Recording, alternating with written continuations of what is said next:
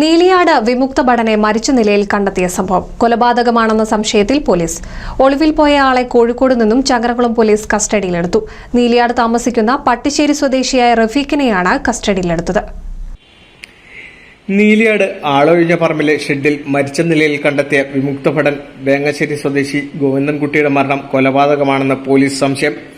ഗോവിന്ദൻകുട്ടിയുടെ മരണത്തിന് ഏതാനും ദിവസം മുൻപ് സുഹൃത്തുക്കളോടൊപ്പം മദ്യപിക്കുകയും ഒരാൾ ഗോവിന്ദൻകുട്ടിയെ മർദ്ദിക്കുകയും ചെയ്തതായി ബന്ധുക്കൾ ആരോപിച്ചിരുന്നു. നീലിയാട് താമസിക്കുന്ന ചാലിശ്ശേരി തണ്ണീർക്കോട് പട്ടിശ്ശേരി സ്വദേശിയായ പുതുവീട്ടിൽ അബ്ദുൾ റഫീഖാണ് ഗോവിന്ദൻകുട്ടിയെ മർദ്ദിച്ചതെന്നാണ് ആരോപണമുയർന്നത്. സംഭവശേഷം ഇയാൾ ഒളിവിൽ പോവുകയും ചെയ്തിരുന്നു. എന്നാൽ കഴിഞ്ഞ ദിവസം ചങ്ങരകുളം പോലീസ് കോഴിക്കോട് നിന്നും റഫീഖിനെ കസ്റ്റഡിയിലെടുത്തു.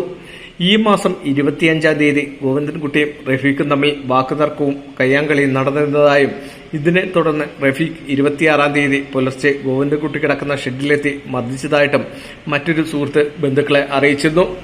ഗോവിന്ദൻകുട്ടിയുടെ മൃതദേഹം പോസ്റ്റ്മോർട്ടം നടത്തിയ പോലീസ് സർജനും ചില സംശയങ്ങൾ രേഖപ്പെടുത്തിയതിനാൽ കസ്റ്റഡിയിലെടുത്ത റഫീഖിനെ സംഭവസ്ഥലത്തെത്തിച്ച് പോലീസ് സർജന്റെ നേതൃത്വത്തിൽ തെളിവെടുപ്പ് നടത്തി.